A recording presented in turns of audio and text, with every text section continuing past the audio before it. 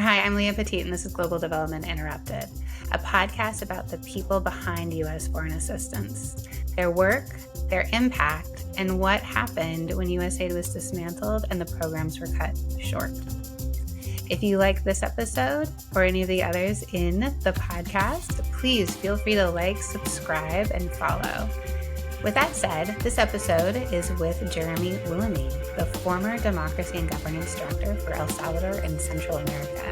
It's a great conversation. I learned a lot, and you will too. So let's go meet Jeremy. Hi, Jeremy. Welcome to Global Development Interrupted. Hi, Leah. It's great to be here. I'm really excited for the conversation today.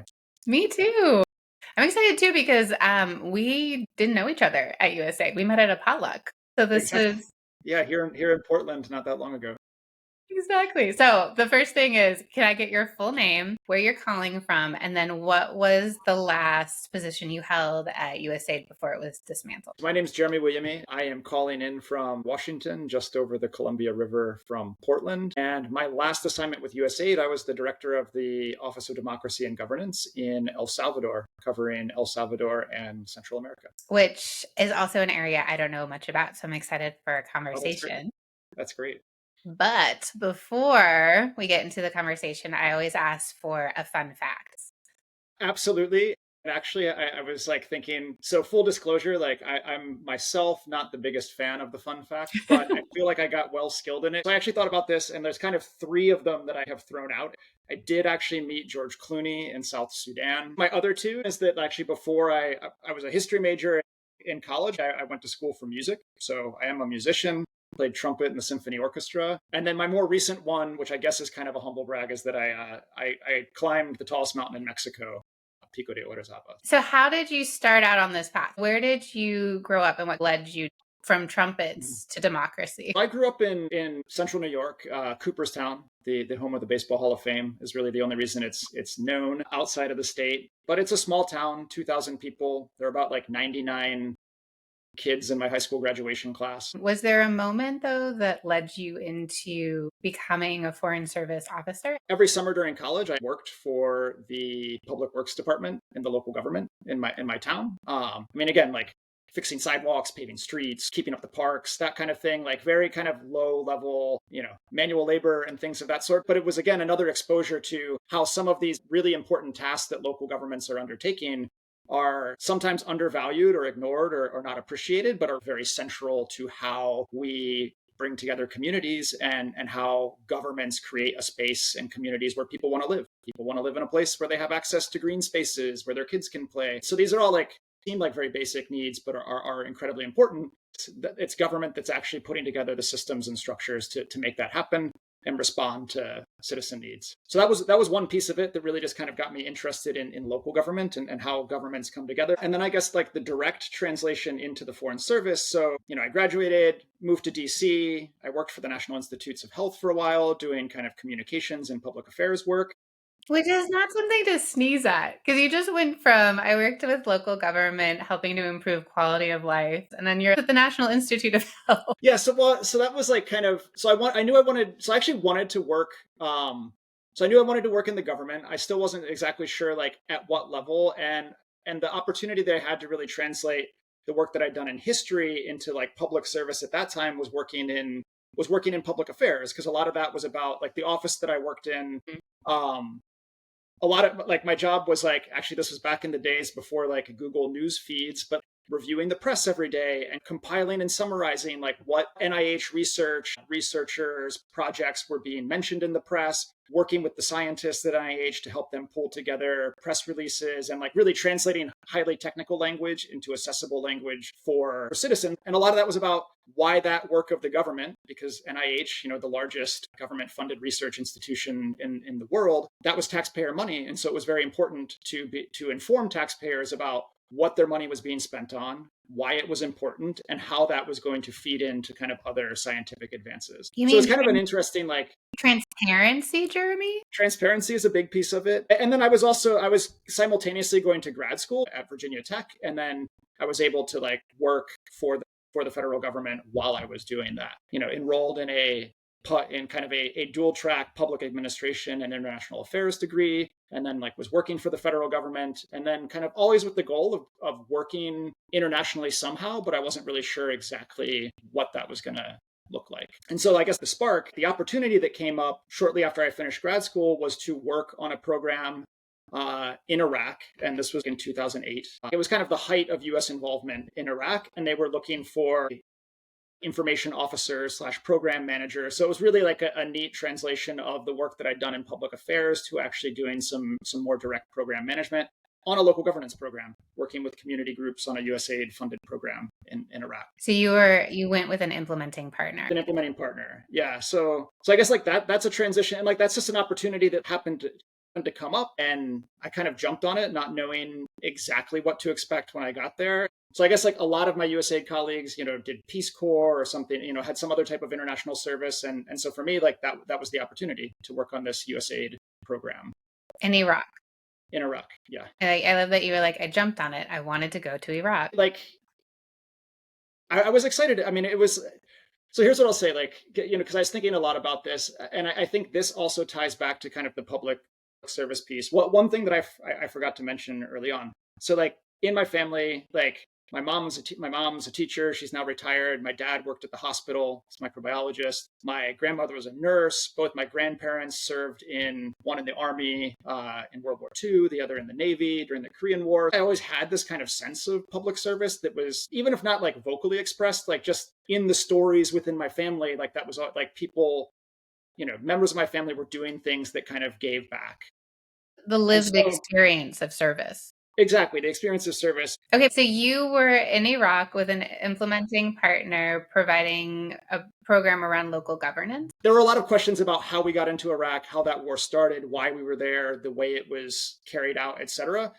Whether the decision to be there was right or wrong, we were there, and there was a lot of work going on, and that there was really a responsibility to kind of contribute to that. And I was fortunate to work on a program that I think represented the best of what the United States had to offer, even in the midst of like a terrible situation, like an armed conflict. And there was still violence and car bombs and shootings and all kinds of things that were happening. But at the same time, the program I worked on was working directly with local communities and citizen groups in Baghdad to help them, letting them decide what projects they wanted to work on, letting that they were involved in kind of the review and execution of those projects. And so the idea was really to have communities be directly involved in work that impacted them, which was a very kind of different approach from a lot of like the bigger dollar value investments that were going into Iraq then. So yeah, that was, and the whole idea was about building community resilience and then also building connections between citizens and their local government. And now with your background, why do you think that was a project that was needed at the time? I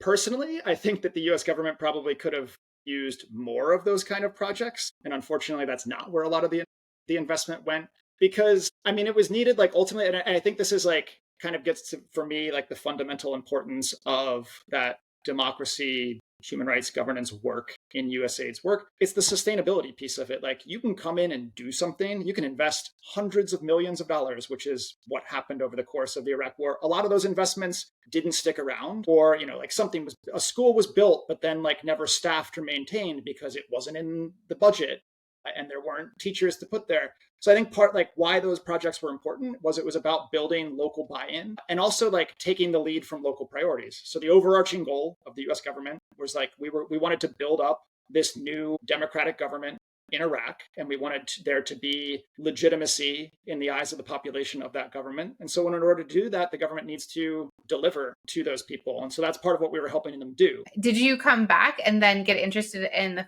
foreign service? What got me interested in the foreign service was, so part of my job, like managing this USAID program, I would also engage with my direct USAID counterparts, foreign service officers who were on the provincial reconstruction teams. And they were the ones that actually said, if you've ever thought about joining USAID, you should really do it. There's this new development leadership initiative, a big recruitment effort to expand the size of the USAID Foreign Service, partially because of the wars in Iraq and Afghanistan, that they needed more foreign service officers in the ranks. And so they said, you should really think about doing that. So I actually applied to join the Foreign Service while I was in Iraq. Okay. And now what is the Foreign Service? Like the Foreign Service is a collection of like civilian personnel who spend most of their careers abroad representing the US government and working out of embassies and consulates and other US government facilities. Okay, so when you would explain your role in the Foreign Service to a friend or a family member, how would you explain it? Sure. So I think like the role and the role in USAID is really unique because there was an internal role within the US government and then the external role of working with our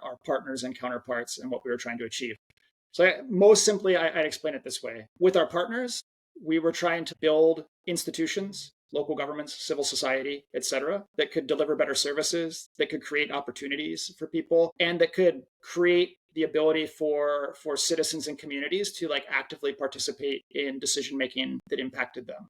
And then on the internal side, kind of the management side, inside the embassy, inside the USAID mission, I was a steward of US taxpayer resources and making sure that our programs were efficient, effective, and that we were achieving the results that were intended with that money that was coming from the US taxpayer. Why was this important as a US government initiative to support these types of programs around democracy and governance in different countries? How is that supportive for the US? Yeah, that's a great question. And I think going back to the founding of obviously when USAID was founded back in the 60s, it was at the height of the Cold War. And so there it was really a more pronounced kind of ideological divide between free market democratic systems, which we hoped to promote and support in countries around the world, and like that as a counterbalance to communism in the Soviet Union. With the fall of the Soviet Union in the 90s, it switched and there was more of a focus on developing democracies and actually building democratic institutions in countries that were formerly part of the Soviet Union or in that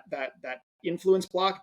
But I think the fundamental underpinning of that, going all the way back to the founding, is that countries that have participatory democratic processes are going to be better partners for the United States, are going to provide more opportunities for trade and investment, and ultimately in the long term are going to be more likely to be aligned with our interests and priorities globally. And so I think that's that really it's in our interest to have a larger body of countries that are like-minded and kind of the core values in terms of like how they govern themselves and how they engage with their citizens. And also just thinking like global stability. If there is less conflict in the world, we are all safer. In general, democracies don't tend to go to war with each other. Like at the very base level, there's that because there's like that accountability to citizens, and that if citizens are having a say in the decisions their government makes, they're probably not going to voluntarily engage in armed conflict. But setting that aside, like even at a more micro level, like democratic countries tend to be more stable because what you're looking for is like peaceful processes through institutions and political processes to resolve differences of opinion and disputes. It's about having a place where like all the voices can come together and resolve issues without having to resort to violence. And what you see in countries that don't have those processes, like dictatorships, authoritarian governments, they can seem kind of monolithic and strong right up until the day that they fall apart. And the reason why they tend to fall apart quickly is because they don't provide that space for meaningful debate and dialogue about the direction of the country. Yeah, I also like what you said about accountability, being accountable to the citizens that you're representing. Exactly. That's the whole point, right? Citizens having a voice in the process. Mm-hmm. Another thing that you mentioned was data-based decision making, which I think would be very difficult with democracy and governance, how to define, what the outcomes are from your programs. It's really hard. Like, it's not like that clear line that there is in we vaccinated X number of children and therefore they're not going to get this disease, which could kill them. Like that's a more direct link.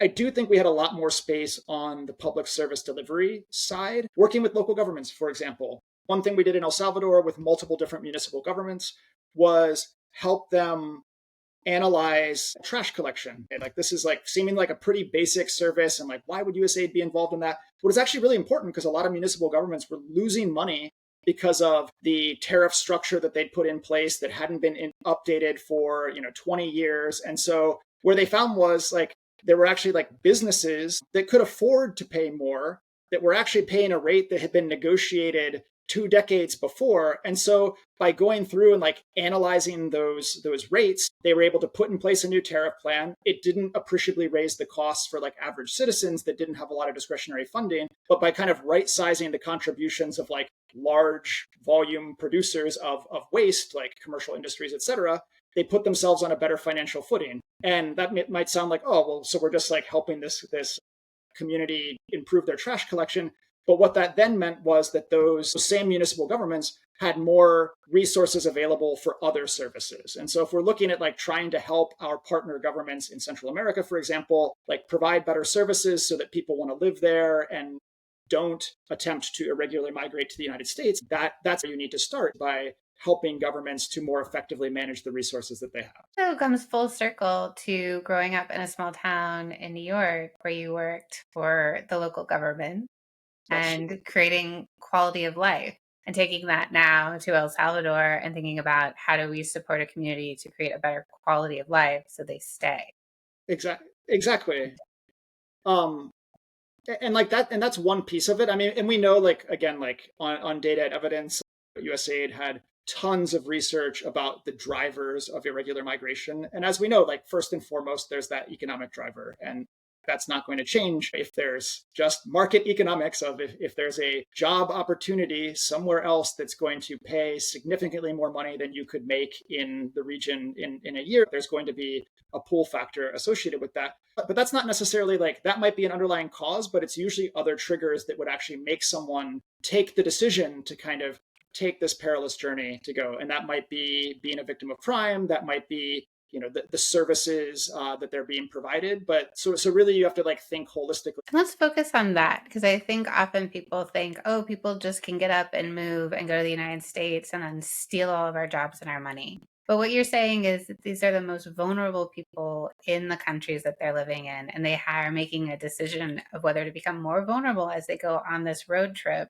to the United States. So what did those populations look like, and what were the programs you were working on doing to support them? Sure. So a large majority of the irregular migrants to the US were young men. And the migration dynamics definitely shifted over time, and they shifted with the security dynamics in El Salvador. But in general, you're looking at like there's not a lot of local job opportunity. Like El Salvador has one of the so El Salvador has one of the lowest levels of workforce education in Central America. Also, not a lot of workforce opportunities. So a lot of likely migrants are individuals who like don't see any opportunity to like make money to support their families in El Salvador because there's just not the jobs, and they don't have the education in order to compete for some of the jobs that there might be. So they see an opportunity to go to the US to engage in unskilled labor. And in the US, they can send that money back to support their families. And actually, a lot of families can see that like with sending one person to the US, they might be able to provide enough money to like support their family in El Salvador for an extended period of time.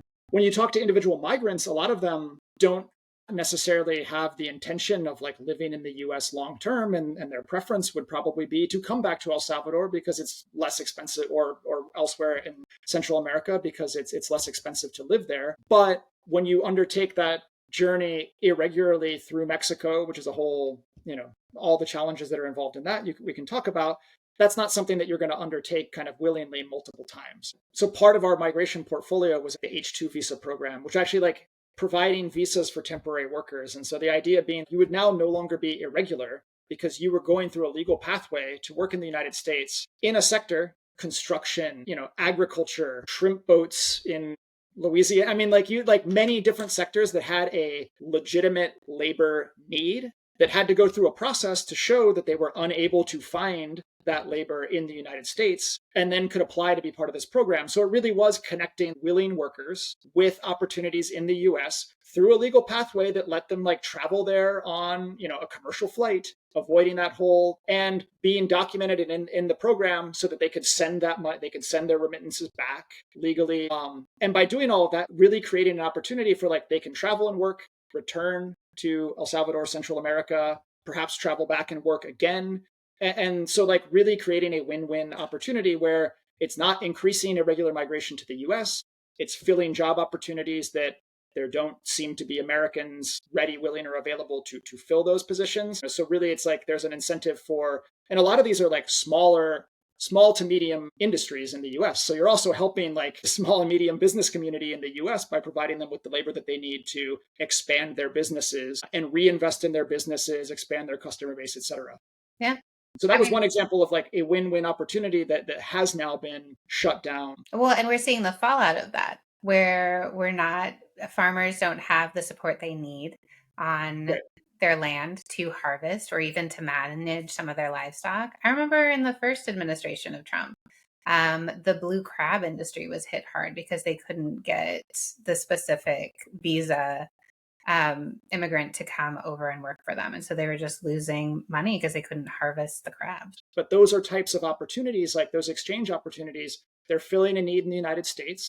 And they're also providing opportunities for those countries that the temporary workers are coming from, because they're putting resources back into those communities as well. In a structured, safe way. So no longer are you seeing people rushing across the border, putting themselves at risk, putting the people across that border at risk, having people randomly coming across, but you having them structurally come in, fill a need. We know who they are, we know what they're doing, and then they go back, versus the more risky pathway through Central America up to the border. Who knows what's going to happen on that. And maybe that's another part, to talk about kind of programming as well. On a human level, like I would encourage everyone to put themselves in the shoes of any individual that decides to take that journey through, like knowing full well what it's going to entail. Like I've never been there personally, but I can only imagine the string of consequences that would have to, where you get to a point that like you're willing to put yourself at that risk because you don't really see any other opportunities. So I think that's first of all, and like that was a big part of the thinking and the rationale behind programming. If we can provide work opportunities, entrepreneurship opportunities, employment opportunities with companies in Central America, probably a lot of people are going to be very likely to take those opportunities as an alternative to having to undertake this journey to the US, and then perhaps waiting for one of those legal pathways to work in the US at another time. And then the other piece being this entire pipeline, when there aren't those legal pathways to bring the labor that we need in the US, it's just going to be facilitated by criminal networks. And that's what you see in Mexico, and that's what you see in Central America, is transnational criminal organizations that are involved in moving people from, in very dangerous ways, at much risk to the people involved. But it just becomes another opportunity for criminals to become involved in the process versus having a legal pathway. So I think part of like some of this like flow, you're never going to be able to stop it. So you really need to think about like, how can you do it in a way that's legal, documented, and of benefit for both countries, both the countries involved and the individuals participating. Yeah. I was just thinking too, like, what are we incentivizing by the policies that we put in place? And it's clear when we just go into sort of this lockdown, build a wall, stop with a more structured approach to employment and legal pathways, you're incentivizing criminal organizations to become stronger and more mobilized in order to give the pipeline of people an opportunity to get across the border in a different way. Yeah. Exactly. You were in El Salvador, you're doing all these great programs, and then we saw the emails come out about the 90-day pause on foreign assistance. And yeah, the pause. So a couple of things. Like we had actually been planning. There was an election in November. We knew the results. We knew there was a new administration coming. We knew that there was Project 2025. We knew that there was, experience from the previous Trump administration. And so some of the work that we'd already been trying to do within the mission was to think about our portfolio and our programs and which ones would, be aligned and support what we might anticipate to be like the agenda, the foreign policy agenda of the new administration, as you would do in any administration. This is not something like unique to Democrat or Republican. New administration comes in, you need to think about the programming that you're doing and how it's going to be adapted and adjusted to meet the new priorities of the administration. So I think when that 90-day pause first hit, it seemed abrupt, but there was also a lack of clarity. For the first week, I think we were trying to figure out, does this mean like, surely this doesn't mean like no expenditures at all. We're going to keep paying partners. Like, we're just not going to sign new awards. We started to realize, oh, this is something much more serious than just putting a pause on awarding new grants, contracts, et cetera. We are actually going to stop paying partners. And so I think that kind of spiraled and really changed our thinking pretty rapidly, but was not what we expected at the beginning. It was just like incredible. When you think about it, the US government was not going to pay their debts. That decision to just immediately cut off partners around the world with no explanation and with no warning or ramp down or thought really to how we were going to like wind down that programming. I think that's going to have that'll have consequences that will resonate far beyond this administration or any future administration. And what do you think too, though, because this comes back to a diplomacy piece where US government has pulled out and we have seen other actors come in, such as China and Russia. Do you think they're going to be establishing themselves more of a trusted partner, someone to work with local government? Because they have their own baggage as well, but it is something that has been noted of concern. Yeah, I mean, so I think it depends. I mean, selectively, I think that's a possibility, but actually more than that, I think the opportunity we're giving to China and Russia is that they don't really have to do much because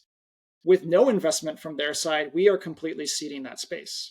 So we are pulling back. We have destroyed those relationships. We have broken that trust. And that doesn't require any proactive engagement from China, Russia, et cetera, because we're doing it ourselves. Now, I'm sure they're probably going to have strategically target certain areas where they're going to want to have more inroads because they're looking for natural resources or business opportunities or whatever it might be. That'll be there. I don't think they'll ever be able to build that same type of that was really the unique part about what not just USAID, but the US government brought to the table in our relationships. It was like a different way of engaging with countries. And I don't know that like China or Russia will be able to replicate that at all. But more importantly, we've done the work for them in undermining those relationships. Great point. We've done the work for them. We look like just the biggest jerks.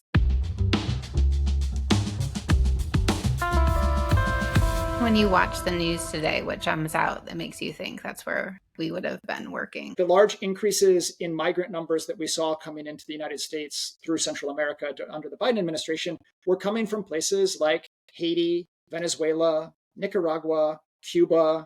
What do all of these countries have in common? One of them is facing, a never-ending recovery from a natural disaster and has no functioning government. Haiti. Yeah. Others are, governed by illiberal dictatorships that do not provide their citizens with any meaningful ability to participate. So, like the types of governments and the types of situations and disasters that cause migration, like these are exactly like the places where USAID could have been working to help. And while we can attempt to shut down the border, like will that last forever? And I think that's like we're still not even a year into this effort. So to think that that's going to be able to be sustained over the long term without addressing some of the causes that are driving migration waves in other parts of the world, that remains to be seen. So it's really just as an American, if migration is an issue for you, thinking about the root causes is more important than the short-term deportations and violence that we're currently seeing in the United States, which isn't, while maybe media effective, isn't going to solve the long-term problem. Well, I mean, exactly. I mean, and then you get into the economic drivers of it. I think the other thing is we know some of the data that we have from the migration work that we've done in Central America is like the population most likely to irregularly migrate again are those returning migrants are the ones that are most likely, if they aren't able to kind of re-engage and incorporate into their communities, they're the ones most likely to try to migrate again.